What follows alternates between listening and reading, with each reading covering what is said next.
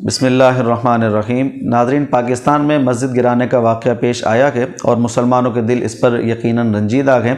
مساجد کے حوالے سے ہمارا دین ہمیں کیا تعلیم فراہم کرتا ہے، کچھ آپ کے بھی سوالات ہیں، کچھ ہمارے ذہنوں میں بھی سوالات ہیں، وہ انشاءاللہ مفتی صاحب کے سامنے رکھتے ہیں اور مفتی صاحب سے اس کے جوابات جاننے کی کوشش کرتے ہیں۔ قبل اس کے کہ ہم اپنے پروگرام کو آگے بڑھائیں، آپ کے سامنے ایک اعلان کر دوں، 31 اگست سے انشاءاللہ ہماری ایک اور آن لائن کلاس اسٹارٹ ہو رہی ہے، جس میں انشاءاللہ قرآن فہمی کے اصول استدلال سکھائے جائیں گے اور مختلف احادیث پر بھی اس میں کلام کیا جائے گا۔ اگر آپ ایڈمیشن لینا چاہتے ہیں، مفتی صاحب سے پڑھنے کے متمنی ہیں، تو آپ اسکرین پر آپ کے نمبر آ رہا ہے، آپ اپنا ایڈمیشن کنفرم کروا سکتے ہیں۔ اچھا سر، آج کا پروگرام مسجد کے احکامات کے حساب سے ہے، تو میں نے کہا کہ پہلے قرآن کی آیت سے ہی شروع کر دیتے ہیں۔ قرآن پاک میں جو ذکر آ رہا ہے مسجد زرار، یہ مسجد زرار کا واقعہ کیا پیش آیا اور مسجد زرار شرعی اعتبار سے کسے کہتے ہیں؟ دیکھیں، مسجد زرار جو ہے منافقین کی جو مسلمانوں کے خلاف سازشیں تھیں، جو چالیں تھیں مسلمانوں کو نقصان پہنچانے کے حوالے سے، ان میں سے ایک بہت بڑی چال تھی۔ اچھا، اور وہ بڑی چال یہ تھی، چونکہ انہوں نے اوپر تو ایمان اپنا لبادہ تو اوڑا ہوا تھا نا اسلام کا، تو اب وہ کس طریقے سے مسلمانوں میں پھوٹ پیدا کریں، تو مختلف طریقے وہ استعمال کر رہے تھے، لیکن ایک سب سے بڑی جو چال تھی وہ مسجد زرار کے حوالے سے تھی کہ انہوں نے اللہ کی مسجد یعنی اللہ کے گھر کے نام کے اوپر ایک مسجد بنا دی۔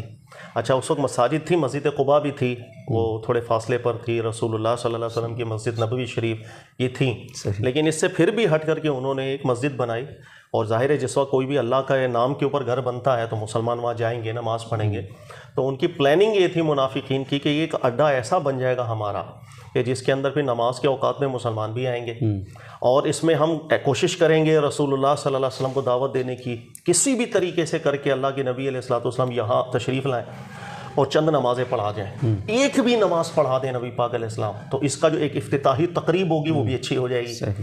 تو رسول اللہ صلی اللہ علیہ وسلم نے اس کا چونکہ افتتاح کیا ہوگا تو لوگ پھر مسلمان یہاں آنا اعتماد بھی قائم ہو جائے گا، اعتماد ہو جائے، اور ہمارے پاس جس وقت لوگ 5 وقت آنا شروع ہو جائیں گے تو ہمیں اچھا موقع مل سکتا ہے کہ پھر ان کی ظاہر ذہن سازی کرنا یا ان کی تربیت کرنا وہ ہمارے ہاتھ میں آ جائے گا، تو ہم بآسانی مسلمانوں میں تفریق پیدا کر سکتے ہیں۔ یہ ایک بہت بڑی چال تھی ان کی اللہ کے نام پر، اللہ کی مسجد، اللہ کے گھر کے نام پر، جس کو اللہ رب العزت نے قرآن پاک میں اس چال کو بالکل کھول دیا تھا، اور رسول اللہ صلی اللہ علیہ وسلم کو بھی حکم ارشاد فرما دیا کہ آپ نے اس مسجد کے اندر بالکل نہیں جانا ہے۔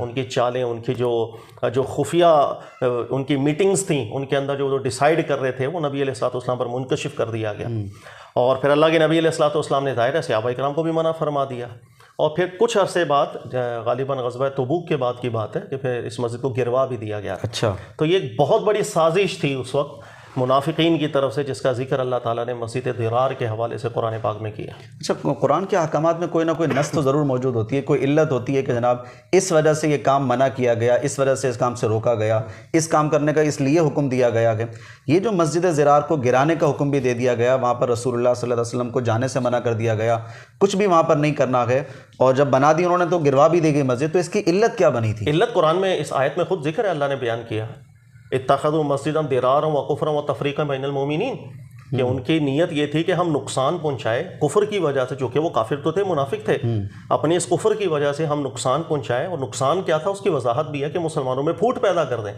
مسلمانوں میں فرقے پیدا کر دیں، مسلمانوں میں تفریق کر دیں۔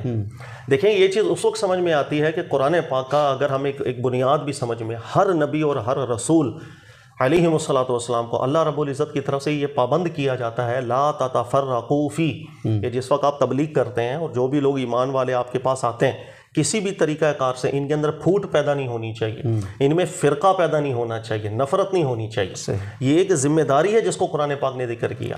اس لیے آپ دیکھیں گے اللہ کے کوئی بھی نبی ہو، کوئی بھی رسول ہو، ان کی یہ بہت کوشش ہوتی ہے کہ جو مسلمان ہیں یہ بالکل مل کر کے رہیں، ان کے اندر اتحاد کی فضا رہے۔ اس لیے نبی پاک علیہ الصلوۃ والسلام ہر اس چیز سے بھی منع کیا کرتے تھے کہ جو چھوٹی سی لگ رہی ہے لیکن مسلمانوں میں تفریق کا سبب بن رہی ہے، یا مسلمان آپس میں ایک دوسرے سے دور ہونے لگ گئے ہیں کسی بھی طرح سے۔ میں اس کی مثالیں ایک دو دیتا ہوں آپ کو۔ جیسے ایک شخص تھے، رسول اللہ صلی اللہ علیہ وسلم کے پاس آتے ہیں اور شکایت یہ کرتے ہیں کہ ہمارے وہاں جو امام ہے تو وہ قرأت بہت زیادہ لمبی کرتے ہیں، تو ہم لوگ بڑی عمر کے بھی ہیں، ہم نہیں پڑھ پاتے پیچھے اتنی دیر، تو ہم لوگ پھر اپنے الگ ہو کے نمازیں پڑھتے ہیں۔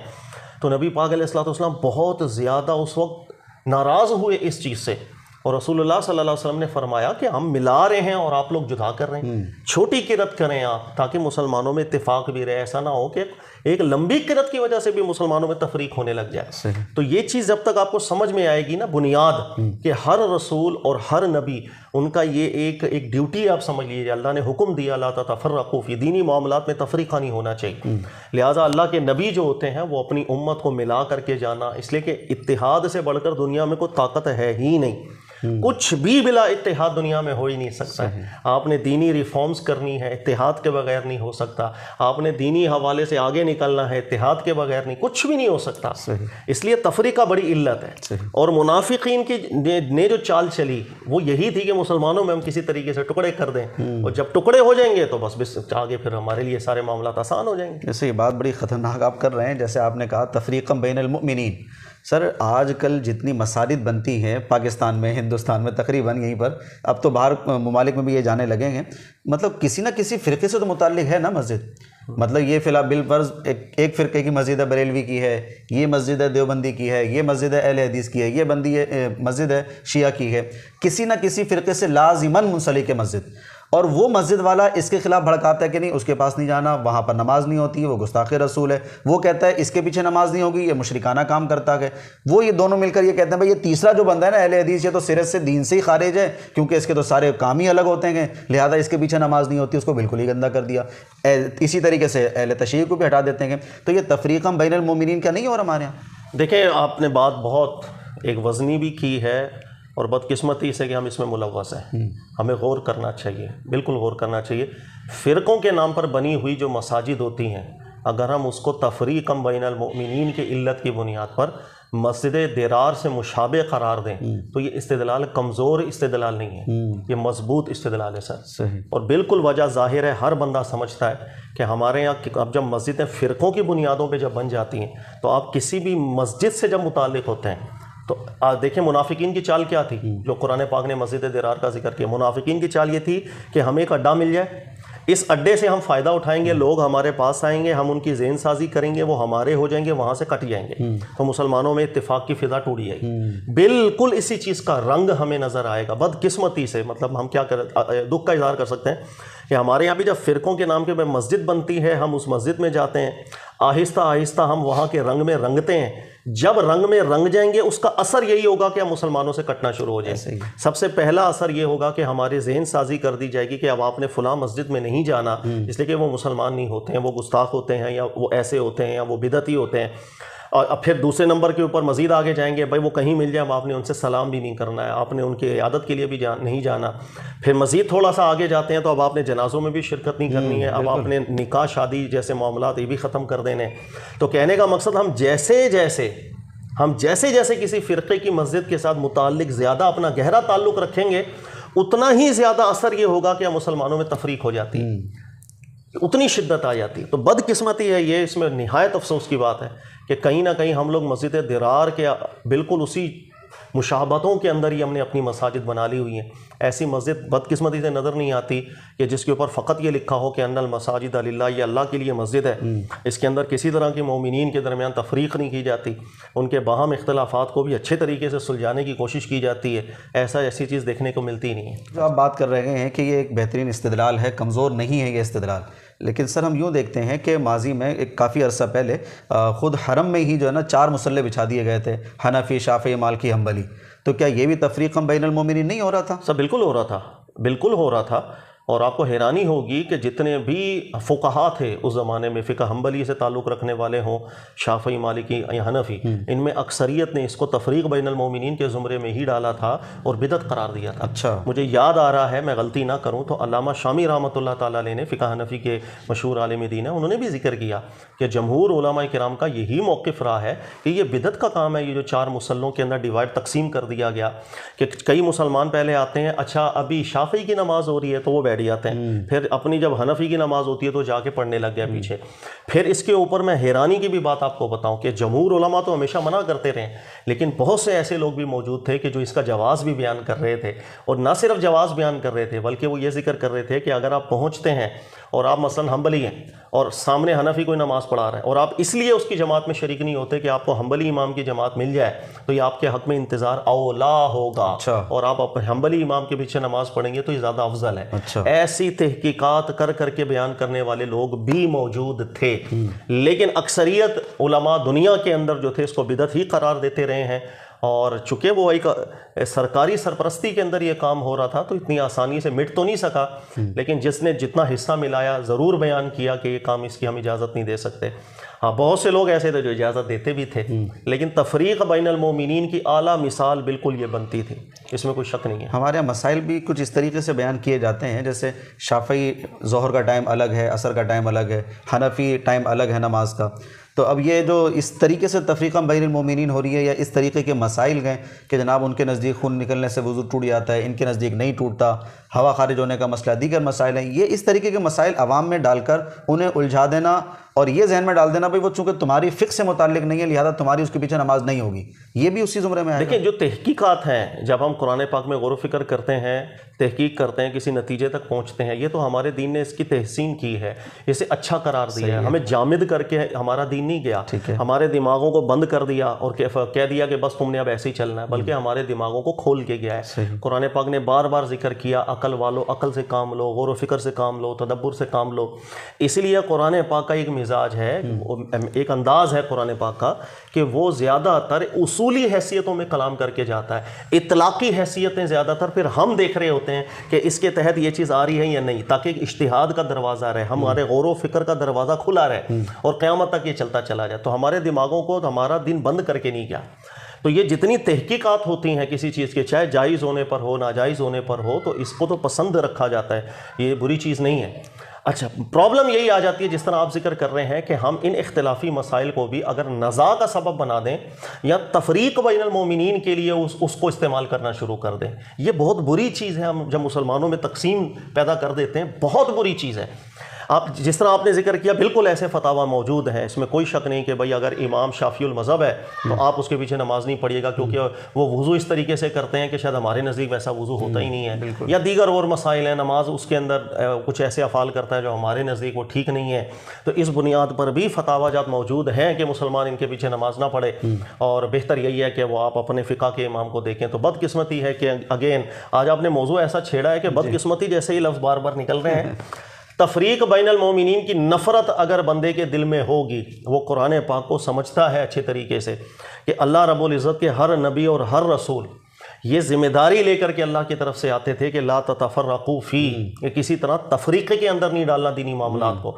پھر اس کے دل میں یہ احساس ہوگا کہ کس انداز میں ہم نے چھوٹے سے بھی ایسے حرکت سے بچنا ہے کہ جس سے تفریق پیدا ہو جائے، وہ ڈرتا ہے اس معاملے کے اندر، اس کو بہت ڈر لگے گا۔ میں بہت دفعہ اس کو اپنے بیانات کے اندر بیان کر چکا ہوں، دوبارہ کر دیتا ہوں۔ حضرت موسیٰ کریم علیہ السلام جب تشریف لے گئے تھے اور پیچھے بچھڑے کی عبادت کر لی لوگوں نے، اور بچھڑے کی عبادت کر کے فساد پر بھی تل آئے تھے، وہ حضرت ہارون علیہ السلام کو قتل کرنے کی بھی درپے ہو گئے۔ قرآن پاک ذکر کرتا ہے موسیٰ علیہ السلام جب واپس تشریف لائے تو ہارون علیہ السلام کو آپ جلال میں آپ نے بہت سی باتیں کہیں تھیں کہ آپ کو ہم خلیفہ چھوڑ کر کے گئے تھے، ایسا کام کیوں ہوا؟ سر تاریخی الفاظ ہے جو قرآن نے نقل کیے ہیں۔ حضرت ہارون علیہ السلام ذکر کر رہے تھے اگر ہم سختی کر دیتے ہیں نا، یہ ایسے تفریقے میں پڑ جاتی پھر یہ جڑ نہیں پاتی۔ تو ہارون علیہ السلام اس وقت سچویشن ایسی بن گئی ہوگی، آپ نے کہا کہ موسیٰ علیہ السلام تشریف لائیں گے، ہم ہینڈل کر لیں گے اس سچویشن کو بعد میں، لیکن ابھی کی سچویشن ایسی ہے کہ ہم نے کسی طرح کی سختی کی تو یہ تفریقے میں پڑ جائے گی۔ ایک دفعہ تفریقے میں پڑ گئی پھر یہ جڑے گی نہیں کبھی۔ تو ہارون علیہ السلام یہ جو واقعہ ہے حضرت موسیٰ علیہ السلام کا، سبحان، یہ وہی بندہ سمجھ سکتا ہے جس کی بنیاد بنی ہوئی ہے کہ ہر نبی اور ہر رسول، جیسے میں نے ذکر کیا، لا تتفرقوا فی، وہ دینی معاملات میں تفریقہ کر کے کبھی نہیں جا سکتا ہے۔ انہوں نے کبھی بھی تفریقہ نہیں ڈالنا، چھوٹی چھوٹی باتوں پہ نبی پاک علیہ السلام احتیاط کیا کرتے تھے کہ تفریقہ پیدا نہ ہو کسی بھی طریقے کار سے۔ اچھا، ابھی جو آپ نے بات کی تفریقہ بین المومنین، اب آپ نے اس کی وضاحت بھی کی ہے، سمجھایا بھی ہے کہ اس کی برائی آپ کے دل میں ضرور ہونی چاہیے کہ ایسا مسلمانوں میں تفریق نہیں ہونی چاہیے، لیکن دوسری طرف ہم دیکھتے ہیں اور یہ کئی لوگ سوال بھی کرتے ہیں کہ جب آپ فرقوں والے علماء کا نام لیتے ہیں، چاہے وہ کسی بھی فرقے سے متعلق ہیں، تو آپ ان کا نام بڑے ادب و احترام سے لیتے ہیں، اور جب آپ کوئی مسئلہ بیان کرتے ہیں کسی بھی عالم کا ریفرنس دیتے ہیں کہ بھئی انہوں نے یہ بات کی، تب بھی آپ ادب سے نام لیتے ہیں۔ اپنے جو اسٹوڈنٹس ہیں آپ ان کو بھی یہ کہتے ہیں جناب کسی کے سامنے جا کر آپ نے بد زبانی نہیں کرنی، بد کلامی نہیں کرنی، طریقے سے گفتگو کرنی، ادب سے پیش آنا گئے، تو سر یہ کوئی منافقت کا عنصر نہیں ہے اس کے اندر؟ سر منافقت کا عنصر کہاں سے آ گیا؟ تفریق بین ابھی میں نے سمجھایا تفریق بین المومنین بری چیز ہے، اور تفریق یعنی مومنین کے اندر فرق کب ڈلتا ہے؟ دیکھو کب ڈلے گا؟ نمبر ایک، جب میں زبان بری استعمال کروں گا. نمبر دو، اگر ایک بندہ ہے ایک مسلمان ہونے کے ناطے اس کی تعظیم ہے، احترام ہے، لیکن میں اگر بے عزتی کروں گا اس کی، ابھی تو تفریق پیدا ہوگی نا. یا میں بولوں گا تو جہنمی ہے، یا میں بولوں گا تو بد مذہب ہے، تو جو ہے سلام کرنے کے بھی لائق نہیں. میں کچھ رویہ کروں گا تو سامنے والے کے لیے میرے دل میں نفرت پیدا ہوگی، تو نفرت ہوگی تو منہ پھر جائیں گے. تفریق کب پیدا ہوتی ہے؟ کسی نہ کسی عمل سے ہوتی ہے نا. سر پوائنٹ یہ ہے کہ ایک سامنے شخص ہے، میں ہوں، میں کچھ مسائل کے اندر گمراہ ہو گیا، سامنے والے نے میری اصلاح کرنی ہے، یا سامنے والا مجھے لگتا ہے کہ وہ کچھ مسائل کے اندر ٹھیک نہیں ہے، میں نے اس کو ٹھیک کرنا ہے. کب ٹھیک ہوگا؟ جب آپ اس وقت طریقے سے بات کریں گے. ظاہری سی بات ہے. کیا یہ اس وقت ٹھیک ہوگا کہ میں اس کو گالی بھی دے رہا ہوں، میں کہہ رہا ہوں تجھ سے سلام کرنا حرام، میں کہہ رہا ہوں کہ تیرے پاس بیٹھنا حرام، تجھے دیکھ لو کہیں تو لا حول ولا قوت پڑھنا فرض ہے، میں یہ سب باتیں کروں تو پھر میں کس طرح توقع کروں گا کہ میری بات سنے گا بھی اور اپنی اصلاح بھی کر لے گا؟ سر جب ضد بازی پیدا ہو جاتی ہے تو پھر اصلاح کہاں رہے گی؟ اصلاح نہیں ہوتی. اس لیے رسول اللہ صلی اللہ علیہ وسلم کے بارے میں قرآن ذکر کرتا ہے وَلَوْ كُنْتَ فَظًّا غَلِيظَ الْقَلْبِ لَانفَضُّوا مِنْ حَوْلِكَ. اگر آپ بھی سخت دل بنا دیے جاتے تو یہ لوگ آپ کے پاس بھی نہ آتے. رسول اللہ صلی اللہ علیہ وسلم کو بڑا نرم دل اللہ تعالیٰ نے بنایا تھا، تبھی لوگوں نے بات سن لی تھی. تو سر بات یہ ہے کہ آپ نے کسی کی بات منوانی ہے کسی سے، تو آپ کم سے کم اس قابل تو ہوں کہ آپ ان سے سلام تو کر لیتے ہیں، اس کے بعد بیٹھ جاتے ہیں، دلائل میں بات چیت میں تبادلہ خیال ہو جاتا ہے، تو وہ دو آپ کی سن لے، دو آپ اس کی سن لو، ابھی اصلاح کے لیے بات آگے چلے گی نا. جب ملنا نہیں، بیٹھنا نہیں اور حرام سمجھنا ہے سب کچھ. سر میں اس کی مثال آپ کو دیتا ہوں.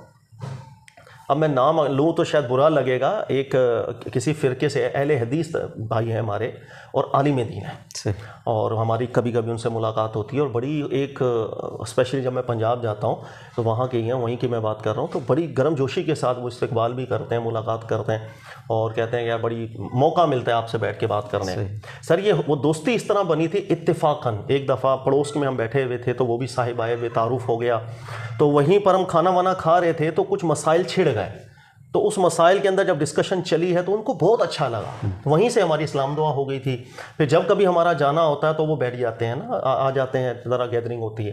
سر میری ان سے کوئی بہت زیادہ ملاقاتیں نہیں ہوئی ہوں گی، لیکن سر ایمانداری والی بات ہے کہ ہم جتنی بھی مجلسیں آپس میں بیٹھے ہیں اور ہماری ڈسکشن ہوئی ہے، یا تو انہوں نے بہت سے مسائل سے رجوع کیا یا میں نے اپنی بہت سی اصلاح کی. انہوں نے بھی بہت سی مسائل میں اپنی اصلاح کی کہ جہاں ان کو غلطی محسوس ہوئی، جہاں مجھے محسوس ہوا کہ ہاں یار ایسا نہیں ہے، تو وہاں میری بھی بہت سی اصلاح. لیکن یہ کب ہوا سر؟ سوال یہ ہے کہ کیوں ہوا؟ یہ اسی وقت ہوا کہ جب میں نے کسی کو عزت دی، انہوں نے مجھے بھی عزت دی، ہم بیٹھے بھی ہیں، بات چیت بھی کی ہے ہم نے. کوئی مجھے پسٹل رکھ کر کے اپنی بات تو نہیں منوا سکتا نا، نہ میں کسی کے پسٹل رکھ کے منوا سکتا ہوں. بات یہ ہے کہ ہم دلائل کا تبادلہ خیال کریں گے، ایک دوسرے سے شیئر کریں گے. ممکن ہے کہ میری توجہ کہیں نہ جا رہی ہو، ایک دوسرے کی بات کو سمجھیں گے. اب اصلاح ہوتی ہے. جب ہم نے ملنا ہی نہیں ہے، اصلاح کرے گا کون؟ کیسے اس کو سمجھائیں گے کہ بھائی آپ کی یہ غلطی ہے؟ کیسے؟ اس کا تو وہی ماحول ہے، اس نے جب اپنے ہی ماحول کے اندر رہنا ہے تو بتانے والا کون آئے گا؟ اگر وہ مثال کے طور پر کبھی میرا کوئی بیان بھی سن لے اور بیان میں یہ سنے کہ بھائی یہ لوگوں سے سلام کرنا حرام ہوتا ہے، ان لوگوں کے پاس تو بیٹھنا بھی حرام ہوتا ہے، تو وہ کہاں سنے گا کہ یار یہ ہم سے جب اتنی نفرت رکھتا ہے تو میں اس کی بات ہی کیوں سنوں؟ تو سر تفریق اس طرح ختم نہیں ہوتی. جن وجوہات سے نفرتیں بیٹھ رہی ہیں، ہم نے ان وجوہات کو ختم کرنا ہوتا ہے سب سے پہلے، تاکہ نفرت کا مادہ ختم ہو، محبت کا مادہ پیدا ہو، عزت احترام کا مادہ پیدا ہو، اس قابل ہوں کہ ہم بات چیت کر سکیں، پھر مسائل آگے چلے جاتے ہیں. اگر جب تک آپ اس قابل نہیں ہوتے تب تک کچھ بھی نہیں ہوتا. سر دین کے اندر، اخلاق کے اندر، اخلاق کی معاملات میں، دین کی تبلیغ میں سب سے زیادہ لہجے کی ہی قیمت بنتی ہے. مسئلہ یہ ہے کہ آج کل جو ہمارے یہاں ماحول بنا ہوا ہے وہ اسی طریقے سے، بس اس سے نفرت آپ نے سکھانی ہے تو آپ کے پاس پبلک بنی رہے گی. اگر آپ اس کے پاس جوڑ دیں گے تو پھر ایک دن اس کے پاس جائے گی، ایک دن آپ کے پاس آئے گی. جس دن آپ کے پاس نہیں آئے گی آپ ناراض ہو جائیں گے، بھائی میرا بندہ کہاں چلے گیا. اسی طرح وہ بھی سوچتا ہے. آج کل نارملی ماحول ایسا ہی ہے ہمارا. ایک آیت میرے ذہن میں آ رہی ہے، بڑا دل جو ہے نا واقعی حقیقت میں کڑتا ہے میرا، کہ جو جس طریقے سے تبلیغ کو بنا دیا گیا ہے نرم مزاج ہو کر ہمیں اللہ کے نبی کی بات کو آگے پہنچانا تھا، یا سامنے والے کی غلطی پتہ چلی اس کی اصلاح کرنی تھی، یہ ہم نے کرنا تھا، لیکن اب یہ چیزیں ختم ہو گئی ہیں اور یہ آپ میں اللہ کے فضل و کرم سے زیادہ ہے، اللہ نے آپ کو صلاحیت سے نوازا ہے۔ ناظرین خود کہتے ہیں، یہ مجھے میسیجز آتے ہیں کہ مفتی صاحب کا یہ مزاج بہت اچھا ہے، ورنہ یہ مزاج ہمیں کہیں ملا نہیں ہے۔ میں 2 جملے آپ کے سننا چاہتا ہوں اس آیت پاک پر جو نبی علیہ الصلوۃ والسلام کی ایک عظیم سنت ہے، وہ ہمیں اپنانی چاہیے یا نہیں، اور کس طریقے سے اپنانی چاہیے۔ لعلک باخع نفسک علی آثارہم ان لم یؤمنوا بہذا الحدیث اسفا، اے محبوب اگر یہ کافر ایمان نہیں لائیں گے تو آپ ان کے غم میں رو رو کر اپنی جان کھو بیٹھیں گے۔ کافروں کے ایمان نہ لانے کے غم میں اللہ کے نبی روتے ہیں، یہ سنت کیا ہے سر؟ سر بات یہ ہے کہ کوئی بھی رسول جب دعوت دیتے ہیں، ٹھیک ہے، تو وہ جو رسول ہیں وہ اللہ سے ہم کلامی ہو رہی ہے، وحی ہو رہی ہے، اور اللہ بہت سی نشانیاں دکھا رہا ہے اپنے رسول کو، اپنے رسول کے ایمان کو بہت اعلیٰ درجہ دیا جاتا ہے۔ وہ جس ایقان کے ساتھ دعوت دے رہے ہوتے ہیں ہم اس کو سمجھ بھی نہیں سکیں گے شاید، وہ بہت اعلیٰ ہوتا ہے۔ پھر رسول جو ہے چونکہ ان کے سامنے ہر معاملہ کھل چکا ہوا ہے، حق کا، باطل کا، جنت کا، دوزخ کا، ان کے لیے ادنا سا بھی شک تو نہیں ہے، وہ تو ایسا ہی ہے رسول کے لیے جیسے آنکھوں دیکھی بات ہے۔ یعنی کہ ہمارے لیے، لوگوں کے لیے تو شک کا پہلو ہوگا نا جب تک وہ مومن نہیں ہوں گے، پتہ نہیں یہ سچ ہے یا نہیں ہے، لیکن رسول کے لیے تو بالکل معاملہ اوپن ہے۔ اب جس وقت وہ حق واضح کر رہے ہیں اللہ کے رسول، اب غور کریں کہ عذاب بھی ان کافروں پر آتا ہے جن پر حق بھی واضح ہو جاتا ہے، وہ ضد پر بھی آ جائیں گے، فساد پر بھی آ جائیں گے، اتنے ضد کہ وہ ایمان بھی نہیں لے کر کے آتے۔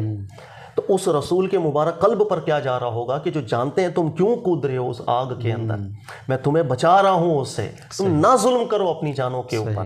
تو وہ قلب مبارک کی کیفیت کو ہم نہیں پہچان سکتے۔ حقیقت یہ ہے کہ جو تبلیغ اللہ کے رسولوں نے کی ہے وہ اس قدر مشکل تبلیغ ہے، ہم ساری زندگی کی تکالیف ہمیں آتی رہنا، ہم اس کے پاس بھی نہیں جا سکتے۔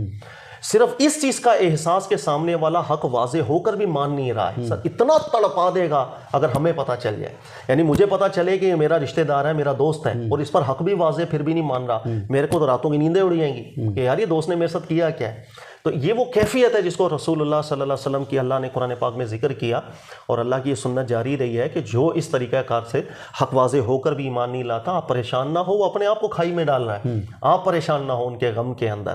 لیکن اس سے بہت سی چیزیں ہمیں سمجھ میں آتی ہیں، وہی سننا چاہ رہا ہوں، ہمیں سمجھ میں آتی ہیں کہ اللہ کے رسول صلی اللہ علیہ وسلم کی مبارک یہ شان ہے کہ کفار وہ کسی طرح ہدایت پر آئیں، وہ نہ ضد پکڑیں، ہم حق واضح کر رہے ہیں وہ نہ ضد پکڑیں، یہ کفار کے ساتھ کا رویہ ہے۔ سر میں اپنے مسلمان بھائی کے ساتھ رویہ بھی یہ نہ رکھ پاؤں تو کیا فائدہ۔ یہ بات پھر رسول اللہ صلی اللہ علیہ وسلم کا کفار کے ساتھ رویہ، میں اس کی 1-2 مثالیں دیتا ہوں، میرے ذہن میں آ گیا کہ نبی پاک علیہ الصلوۃ والسلام ایک دفعہ سواری پر جا رہے تھے، تو ایک اسلام قبول کیا ہوا شخص نہیں تھا، اہل کتاب میں سے تھا، اس نے شرارت کی کہ چلتے سواری پر نبی پاک علیہ السلام کی کوئی چادر لپیٹی ہوئی تھی، چادر پکڑ کے کھینچ دی، اور چلتی سواری پر چادر کھنچ جائے ظاہر ہے بڑا ایک گرنے کا خوف ہوتا ہے، پورا نشان پڑ گیا۔ تو نبی پاک علیہ الصلوۃ والسلام تھوڑے دور گئے، مڑ کر کے اس کو دیکھا، اور وہ جو غیر مسلم وہ کہتا ہے یار نبی علیہ السلام نے صرف مجھے دیکھا اور مسکرا دیے تھے، وہ دل ہی بدل کے رہ گیا اس شخص کا۔ میں کہا یار یہ کیسا شخص ہے، ارے غصے سے آنکھیں پھاڑ کے بھی نہیں دیکھا، مسکرایا آگے سے۔ اللہ کے نبی علیہ الصلوۃ والسلام کی عادت تھی، کس انداز میں نبی علیہ الصلوۃ والسلام نے لوگوں کو اپنی طرف کھینچا، بلایا، سمجھایا۔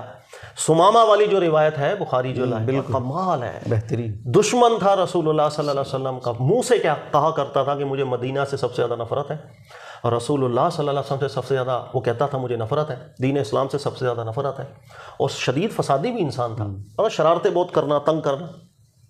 اللہ کے نبی علیہ الصلوۃ والسلام نے ایک دفعہ صحابہ نے اس کو پکڑ لیا، اور جرائم بھی کرتا تھا، مسلمانوں کو تنگ کرتا تھا، بہرحال پکڑ لیا، پکڑ کے نبی علیہ السلام کی آپ سزا دیکھیں، نبی علیہ السلام کی کہ کوئی ہدایت مل جائے، سزا بھی اس طرح کی تھی۔ نبی علیہ السلام نے نہیں فرمایا اس کو کسی کال کوٹری میں بند کر دو جا کے، نبی علیہ السلام نے نہیں فرمایا کہ اس کو مرغا بنا دو، باہر جا کے دھوپ میں لٹکا دو، فرمایا مسجد کے پلر کے ساتھ باندھ دو، اپنی ہی مسجد اللہ کے گھر کے اندر پلر کے ساتھ باندھ دیا جائے۔ اچھا مسجد کے پلر میں کیوں باندھا گیا سر؟ اس وجہ سے کہ وہ ہمیں دیکھے، ہمیں آتا جاتا دیکھے، اللہ کی عبادت کرتا دیکھے، دیکھے میں قرآن پڑھا رہا ہوں، اللہ کا کلام کس طرح پڑھا رہا ہوں، میں سچ کہہ رہا ہوں، میں جھوٹ نہیں کہہ رہا۔ 3 دن گزرے رسول اللہ صلی اللہ علیہ وسلم تشریف لاتے، نماز پڑھتے، درس دیتے، وہ سب چیزیں آنکھوں سے دیکھ رہا تھا۔ 3 دن ہوئے، نبی علیہ السلام نے فرمایا کھول دو اس کی رسی۔ صحابہ حیران ہو گئے، رسی کھول دیں، یہ بہت تنگ کرنے والا مجرم ہے۔ بہرحال جب رسی کھولی، باہر چلا گیا، نہایا، غسل کیا، واپس آیا۔ اب بیچ مجمع کے اندر اس نے کہا کہ شہر مدینہ سے زیادہ آج سے مجھے کوئی شہر پیارا نہیں، اسلام سے زیادہ دین پیارا نہیں، اور اس پیارے سے مکھڑے والے سے زیادہ چہرہ کسی کا پیارا نہیں۔ سبحان اللہ، سبحان اللہ۔ کیسے دل بدلا؟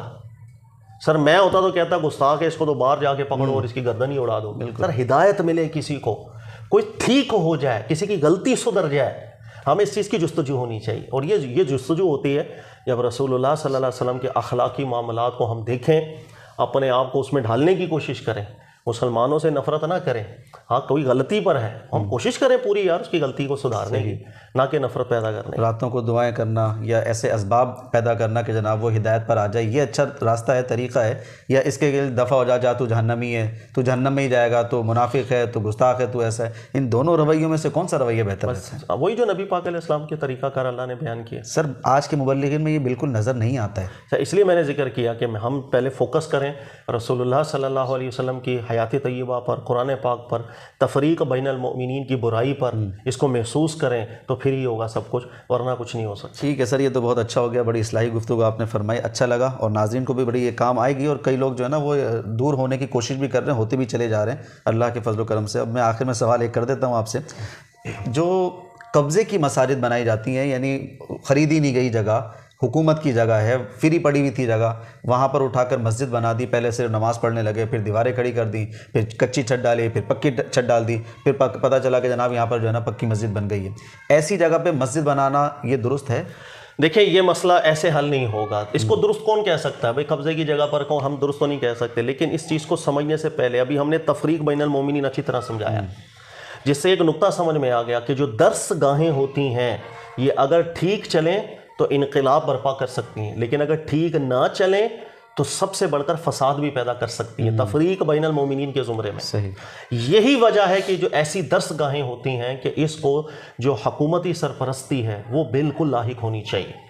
آج اب آپ کو حکمت سمجھ میں آئے گی کہ رسول اللہ صلی اللہ علیہ وسلم نے اپنے دور مبارک میں جو مساجد وغیرہ کے معاملات تھے یہ کیوں سرکاری کسٹڈی کے اندر رکھے ہوئے تھے، ہر ایک کی سرپرستی ہوا کرتی تھی۔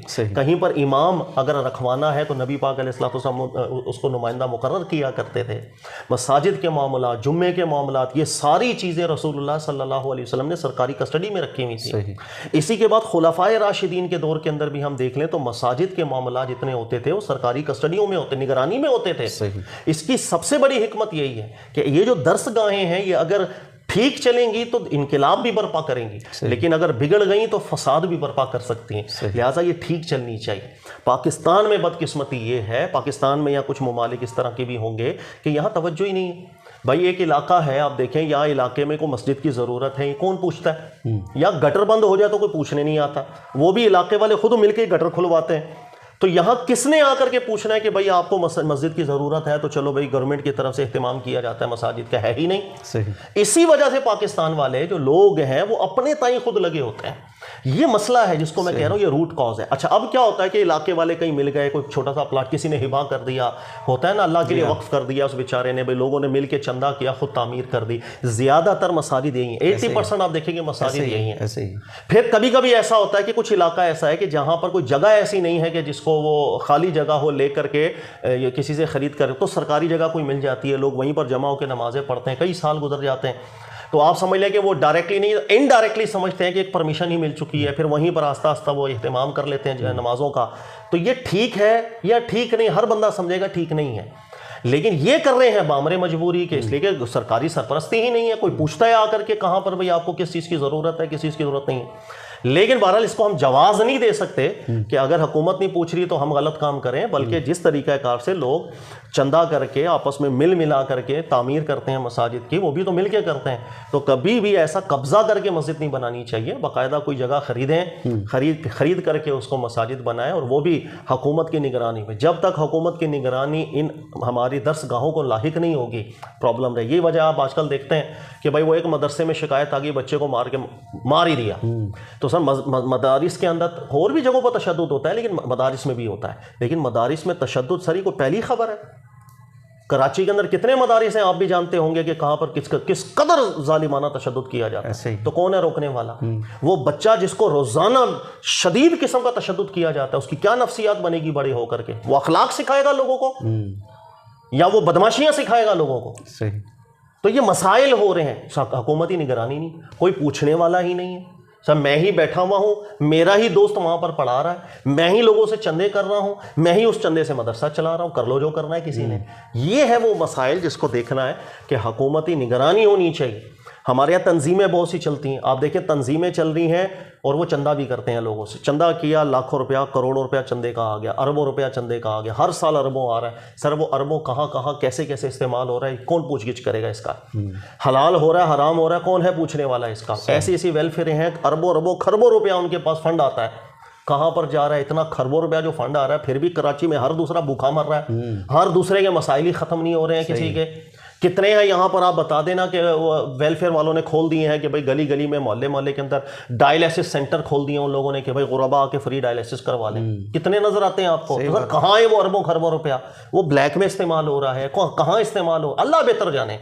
میں سب پہ الزام نہیں لگا رہا، اچھے لوگ بھی بہت ہیں، کہنے کا مقصد کہ جہاں پیسہ انوالو ہوتا ہے وہاں فتنے ہوتے ہیں۔ تو حکومتی نگرانی کے اندر سب معاملات ہونے چاہیے ورنہ نہیں چل سکتا۔ لیکن حکومتی نگرانی بولنے کا پھر ہم پر اعتراض بھی آ سکتا ہے کہ سر حکومتی معاملات اپنے دیکھ لو کیسے ہیں، وہ بڑے صاف ستھرے ہیں۔ اس لیے سر وہ جس وقت نیچے سے اوپر ہر چیز خراب ہو جائے نا، پھر وہاں سدھار کی راہ ہی نظر نہیں آ رہی ہوتی۔ سدھار کی راہ ہوتی ہے حکومتی نگرانی ہو۔ جب حکومتی معاملات زیادہ اچھے نہ چل رہے ہو پھر بندہ کیا کرے؟ جب وہاں بھی رشوت چل رہی ہے، وہاں بھی کرپشن چل رہی ہے، وہاں بھی ہر طرح کی دو نمبری چل رہی ہے، تو جس نے سدھارنا تھا وہی خراب ہو گیا، تو اب سدھار کی طرف رستہ ہی نہیں ہے کہ اب آپ بس تبلیغ کریں گے۔